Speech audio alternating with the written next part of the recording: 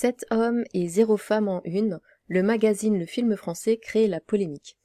Alors je vous avoue que la première fois que j'ai vu passer ça sur Twitter, j'ai cru que c'était une affiche promotionnelle pour le parti politique d'Éric Zemmour. Parce que je pense que le objectif Reconquête n'a pas été très bien choisi, pour le coup. Qui compte dans le cinéma aujourd'hui le choix du magazine spécialisé de mettre en avant uniquement des hommes et critiqués. La couverture du magazine Le Film Français, sorti ce vendredi 30 septembre, n'y passe pas. On y voit 7 figures du cinéma français, 7 hommes, qui posent sous le titre Objectif Reconquête. Pas une seule femme ne figure parmi les comédiens qui vont compter en 2023, à en croire cette une très masculine.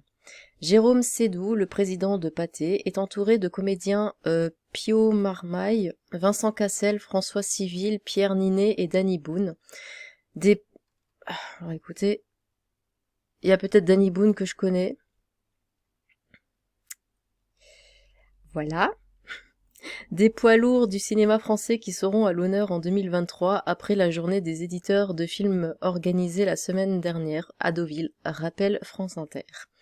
Si on vous gêne, n'hésitez pas à le dire. Audrey Diwan, écrivaine et réalisatrice, est la première à avoir réagi. Si on vous gêne, n'hésitez pas à le dire. Son film L'événement avait remporté la Mostra de Venise en 2021. Son tweet a été abondamment commenté et partagé.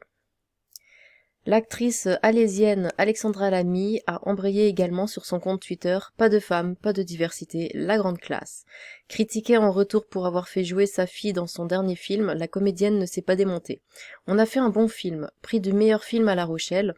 Il aurait fallu le voir avant de critiquer, mais peut-être regardiez-vous le foot ce soir. » Oh, c'est nul de répondre ce genre de choses. La classe politique a partagé l'indignation des femmes du cinéma français. Karima Deli, eurodéputée écologiste, a lancé « Ça va les mecs, on vous dérange pas ?» Les regrets du film français. Face à ce flot de réactions, la rédaction du film français reconnaît un choix malheureux et regrettable. Oh mon Dieu, excusez-nous, nous sommes des hommes. Sur son site internet. Il est le fait de la rédaction et non des personnalités présentes sur l'image et ne reflète en rien les convictions de l'équipe ni la ligne éditoriale du film français. Nous avons involontairement, en souhaitant mettre en avant certains des films porteurs de 2023 présentés lors de la journée des éditeurs de films de la FNEF, véhiculé une image non représentative du cinéma français, des artistes et de Pathé. Nous le regrettons et cela prouve combien la vigilance doit être de mise à chaque instant pour que l'emporte le combat de la parité. Il répète juste. Les internautes ont aussi réagi à la polémique en s'interrogeant sur l'amnésie de la rédaction du film français. Après des critiques sur sa composition, l'Académie des Césars avait instauré la parité de ses instances. France Inter cite l'étude du collectif 50-50 sur 115 films sortis en 2019. Les femmes, bien qu'elles constituent la moitié de la population française, ne représentent que 38% des personnages principaux. Dans ces films, il y a encore du chemin pour parvenir à l'égalité et combien de gays, d'homosexuels y a-t-il dans la population et combien de pourcentages sont représentés en ce moment dans les films et séries, ça on n'en parle pas.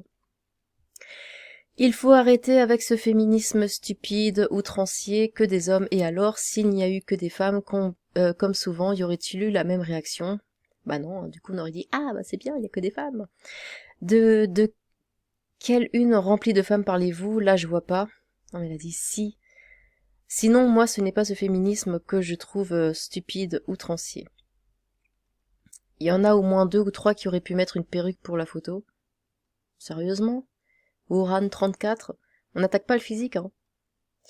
Hercole, 38% des personnages principaux, certes, mais les 62% restants vivent peut-être des aventures plus passionnantes que les metteurs en scène préfèrent filmer. Entre Bac Nord et le portrait d'une jeune fille, vous choisissez quoi?